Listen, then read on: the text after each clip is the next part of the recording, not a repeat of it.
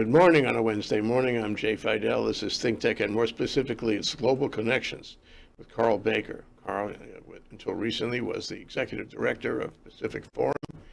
Before that, he was with the APCSS for a long time. That's the Asia Pacific Center for Security Studies at Fort de Russie. Anyway, Carl, welcome to the show. Thank you so much for coming down.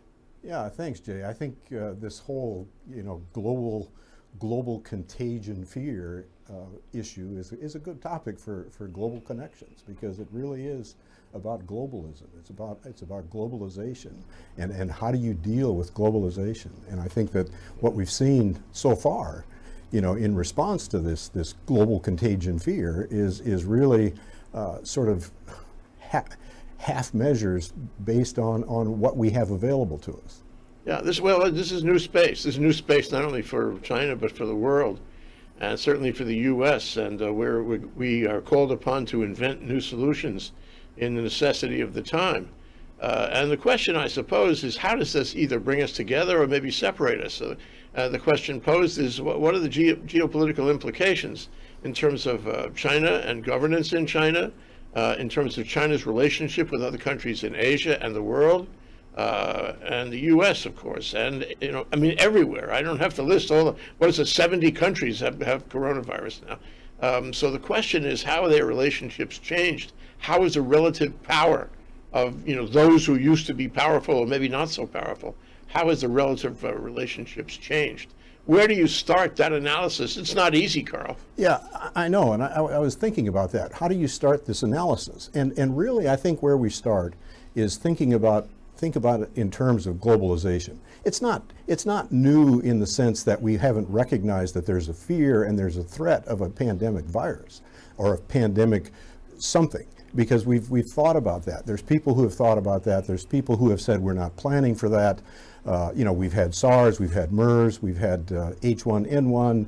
We've had all these different kinds of viruses, and this one suddenly blossoms and it looks like a problem, but it's really an old problem. And the real issue is, how do you deal with it? It's a collective action problem, and of course, we don't do well with collective action problems because everything is seen through a lens of national security. So the initial measures are all very much focused on national security. So we close borders. Well, we know that closing borders isn't fully effective against a globalized problem, because you have unintended consequences when you close borders, but you also have this global supply chain. So there's a whole range of factors that are involved. You have economic issues that are based on the fact that we've globalized our economies, and we have cultural factors that make it very difficult to close out people coming into your country. So yeah, we say, okay, we're going to stop all Chinese. Well, suddenly it isn't just the Chinese. Now it's the South Koreans, the Japanese, the Italians, the Iranians. Where do you stop? Do you build a wall for everybody at this point? Because I think that's really the dilemma, and I think that's where we start analyzing it. Is there an opportunity here for collective action? Of course there is, but can we actually implement collective action in this scenario? It's very difficult because we have all these nationalist measures built, and we have very much a tendency in today's world to have national responses. I mean, in the past, you would always rely on the United States as taking the lead of the international response. We don't have that. We have the WHO trying to sort of be an international organization and provide a collective response. And it's been partially successful, as you would expect from an international organization, because they don't really have the resources to respond to it. Today I saw that the International Monetary Fund has dedicated $65 billion to the problem. Well, that's another international organization that has the capacity to put forward initiatives, but that money has to come from somewhere. So you still have to have a national response that recognizes the need for collective action. So I think that's where we start. We start looking at what have we done so far. It's been mostly at the national level, trying to contain, trying to prevent it from getting inside our borders. But the fact is that it's going to be very difficult because there's things. For example, here in Hawaii, we have tourism as the primary engine for our economy. And so do we shut off the flights to Korea? You know, we have done, Hawaiian Airlines has done that, but are we going to shut off all the tourists from Korea? Are we going to shut off all the tourists from Japan? That puts the economy in a very difficult spot. Yeah, well, and time is of the essence, which further complicates it because the steps you take need to be in time in order to contain the virus. And I wanted to ask you also about the notion of quarantine. So you say, well, okay, we'll quarantine our country, we'll build a wall, and we won't let anybody in from Korea, for example. That doesn't necessarily solve the problem that quarantine is directed at solving. I mean, quarantine ideally is you find out everybody who's got the disease or is likely to get the disease, and you put them in a room so they can't infect people who don't have the disease. And that's the way you burn it out. We haven't been able to do that. Even China hasn't been able to do that. For the lack of selecting the appropriate sector, the appropriate, what do you want to call it, group for the quarantine or for treatment, whatever. And we haven't learned that, and time is of the essence. If we muck around and don't do that, well, you know, the coronavirus is going to go further. Yeah, I mean, and you see that happening, you know, where for some reason there was a community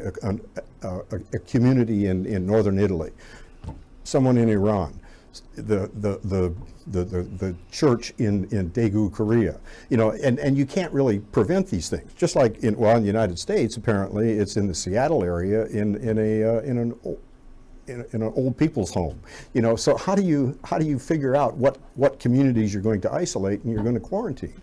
It's you know, again, I'll go back to the analogy of it's sort of a microcosm of globalization. You can't contain globalization. You have to figure out how to collectively respond to globalization. And of course, a collective action response is always going to be better. But again, in today's nationalistic attitude toward security, it's very difficult to see how you're going to implement that effectively without changing your mindset about how you really address security issues. Well, you're talking about you know, nationalism, patriotism, the boundary of the country, sovereignty, all those concepts which you studied for a long time. But in your studies of foreign policy and international relations, you know, Carl, at the end of the day, am I right to say we and all of us remain mammals? We remain mammals. And when I say that, I mean we have emotions and patriotism and nationalism and, you know, dedication to country and all that, protection of country and national security. These are in some significant part, they're emotional reactions, emotional mechanisms. And so if you say, well, Xi Jinping is taking people out of their homes, or he's barricading their doors, you know, pretty inhuman things sometimes, and then people react to that. Mm-hmm. Or if one country stops another country, closes the gate on another country, or does something which would be, you know, treated as clearly unfair in another time, people get, you know, emotional reactions. And so that's got to enter into the factor, isn't it, in terms of planning and trying to reach collaboration.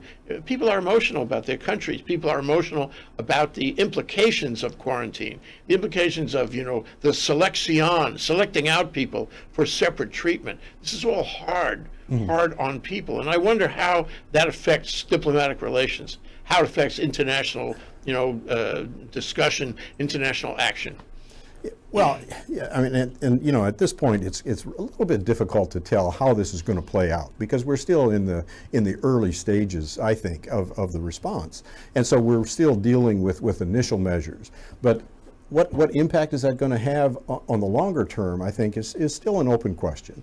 But clearly, early on in this response, there was a lot of anti-Chinese racism. I think I would call it. You know, that several of the old racist tropes about, oh, the Chinese eat anything, you know, and all the sort of derogatory comments, and the fact that you know, the total focus was on China. In some respects, you know, China has actually sort of appears to be getting control over the spread, where countries like South Korea and Italy and Iran seem to be having a harder time of actually getting control of it at this point. Now that again, it's an early assessment on the part of Korea and Iran and Italy, but I mean clearly they're in the thousands, and the numbers are growing by multi-hundreds. Where in the last couple of days, China has showed that the numbers are actually diminishing that are new cases. So. Yeah, it does affect, I think, how we view diplomatic relations. But again, you know, there has to be some level of leadership that can address this collective problem. And yes, there is a natural tendency to view things through nationalist eyes, and what we need to protect is our country first and all that. But I think you really need to stop and think about this as an example of collective action on global security issues. We could have the same thing in maybe 10 years over climate change or over you know, the destruction of the environment. How do we deal with that? Again, it's a collective action problem. Just like the pandemic, health is really a collective action problem that needs collective action, and it has to be funded by the nation states, unless you want to go to some other form of government or some other form of global organization, which isn't really very realistic. You know, if you're a true globalist, you know, you say, well, let's develop these international mechanisms to do that. That's probably not going to happen. So I think we need to find that balance where, yes, nationalism is good in some respects because it builds identity and it gives you a sense of belonging to a group of people. But I think we need to recognize that there has to be some compromises, given what we've done in the economy, given what we've done in the ability to travel to anywhere in the world, that we have to have some mechanisms to actually deal with these collective global problems. Yeah, and there are challenges to those mechanisms. And for example, we live in a time of governments that seem to be going more to despotism and dictatorships, a number of them in the world. And it's hard for me to see, or people, I think, in general, to see how they would be doing an altruism, a collaborative altruism, or an altruistic collaboration, because it doesn't necessarily suit their political needs. So the question is, you know, this is a difficult question. How do you get there from here?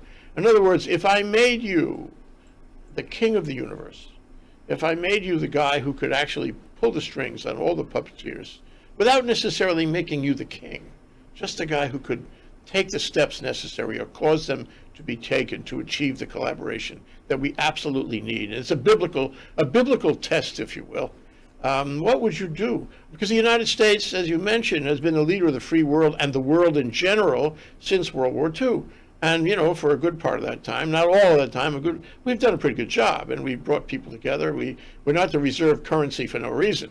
You know, we are the bottom line for a lot of countries, and even with China's rise, we remain the bottom line. But we have most recently relegated that, and most recently turned our back and become isolationists, which is just the wrong direction if you have a crisis like this.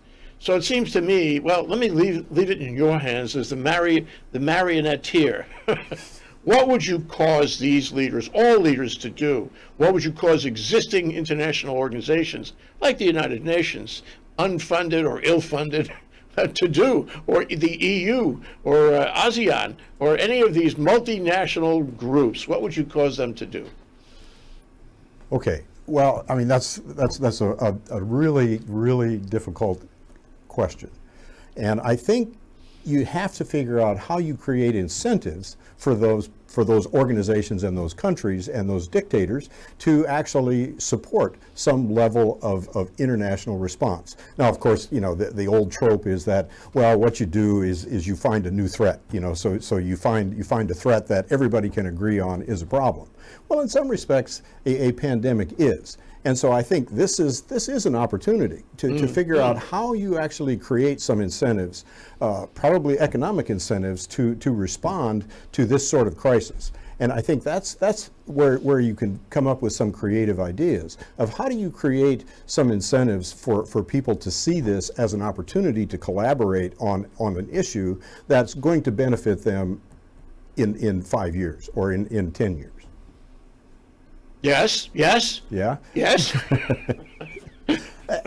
And I mean, I'm not saying it's easy, but I think that if you can come up with a way to I mean, and in some ways this is happening, that as the supply chains break down in China, you know, this is sort of accelerating the move to other countries for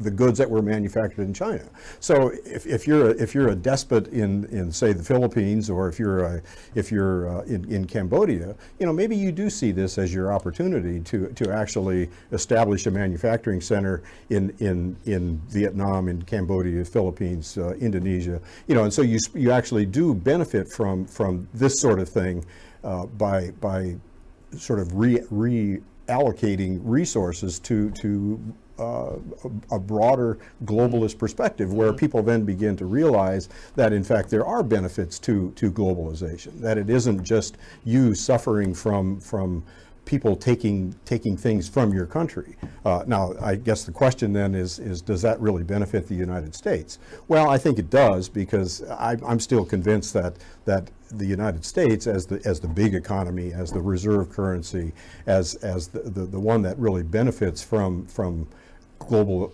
economic expansion, that we can benefit from that as well. And I think that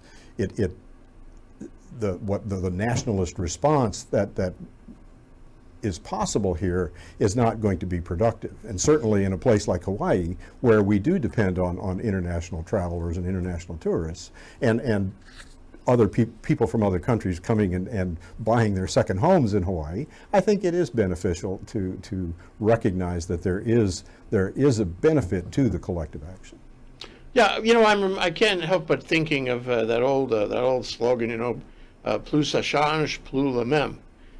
We are living in a time of change, and it's not necessarily voluntary. It just happens. We have reached a certain point in our biological development, our species development, if you will, you know, where things are changing fast, and we don't have experience to deal with them.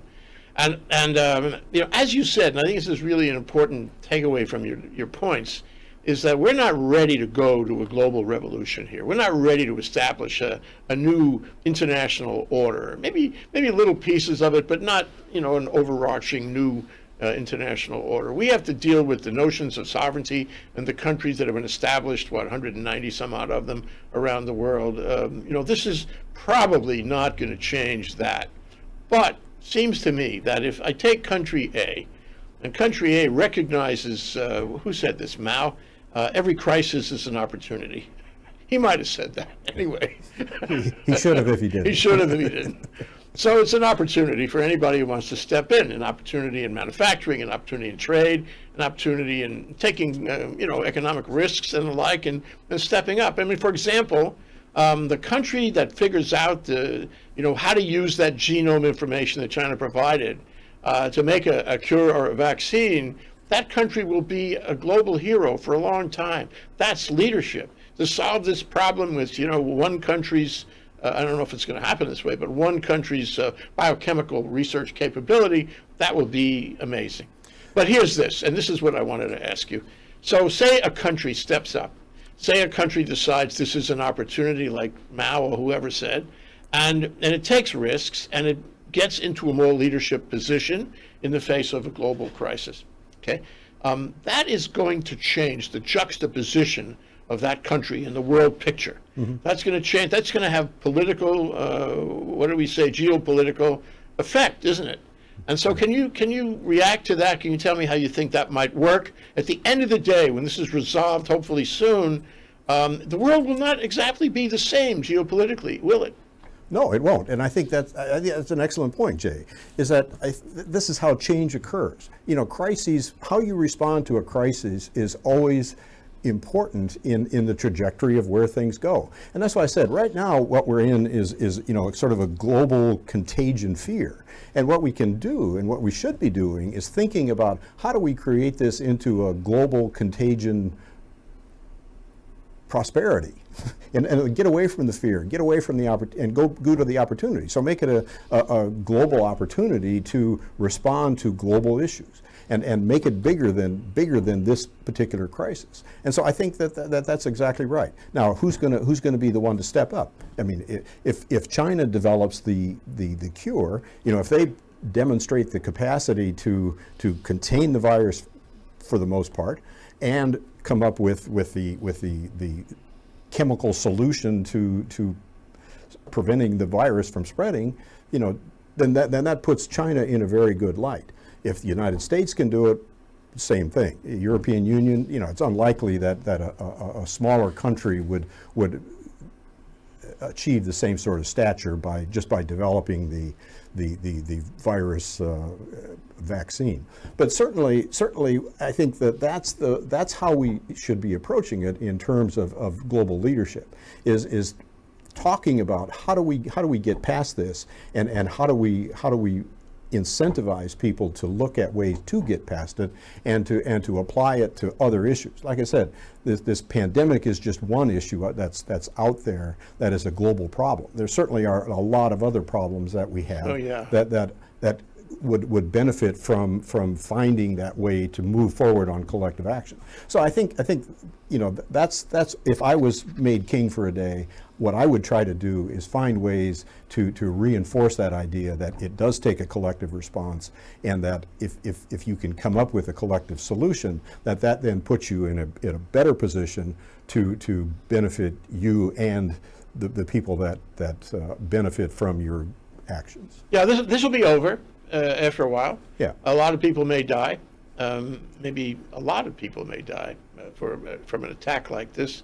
But at the same time, and you suggest to me, Carl, that we are now learning lessons about how to collaborate on an international scale.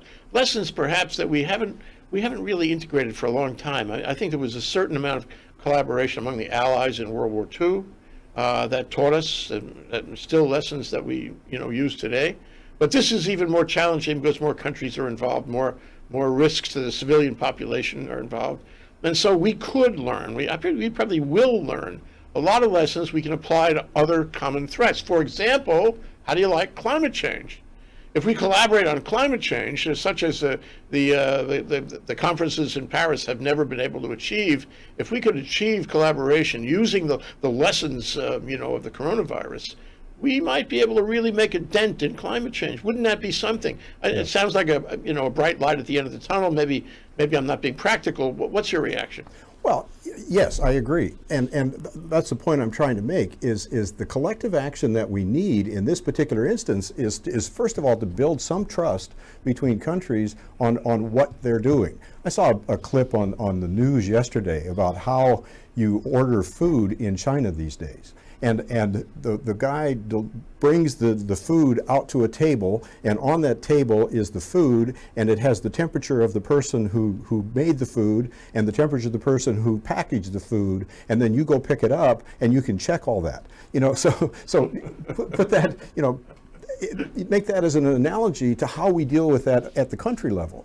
And if you had trust that that other country actually did what they were supposed to do to prevent the spread, then you don't have to have that certification of the guy's temperature. But that's the level of trust that you need to move forward on these collective issues. So I think that's what could be learned from this. And again, you can apply it to many other international problems. I mean, we tried to do that with international terrorism at one point, and of course we sort of over politicized that and made it more complicated than it needed to be, probably. Yeah. But all those collective issues need a collective global solution, and there's ways to do it. And I think that's what we should look at, is how we find ways to incentivize those collective actions and recognize the need to build that trust so that you can actually move that collective action forward. Well, we've all seen the criticism of the Trump administration and the CDC.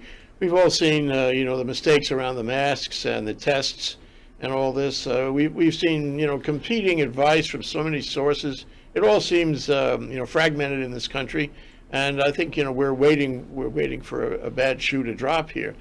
And, let me add the thought that if we do a bad job on this, I think we are going to suffer geopolitically. If we have a lot of deaths in this country because of mistakes and silliness and politicization, we're gonna suffer. Even the United States would suffer because the world will look at us and say, "What a bunch of fools! How come they couldn't deal with this? We thought they were the most smartest, richest country in the world. Look at them thrashing around." But okay, here's the thing. Now I make you Secretary of State, or somebody who supervises the Secretary of State. And I want to follow through on all the points you've made, Carl.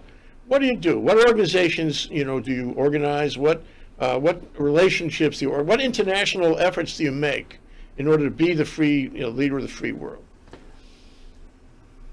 I mean, that's a difficult question, but I think what you have to do is you have to say, let's depend on the international health organizations. So WHO is certainly where I start. I certainly start by giving them the credibility, by giving them the authority to make decisions about how this thing is spreading, to make decisions about how much quarantine is really helpful, and rely on the doctors and the epidemiologists that are out there that understand these viruses. And the other thing I would do is, I would sort of get at stopping bad things from happening, and the bad things are all the conspiracy theories that are out there. I think that is something that the national government can do, is instead of sort of encouraging ideas that this is really just China working on a biochemical or bioweapon or something. Look at how do we really bring science to help us, rather than thinking about all the negative things. Look at how do we use science and technology to make it better. Carl, what a great discussion. We've covered so much ground here. I really appreciate it. I want you to come back, if you don't mind, later on as the thing unfolds one way or the other. But for now, I think we're out of time, and I just want to say, when this is over, can we both please wash our hands? Yeah, that's right. Well, there's a shortage of Purell, so hopefully there's still soap in the bathroom. Carl Baker, thank you so much, Carl. Thank you. Aloha.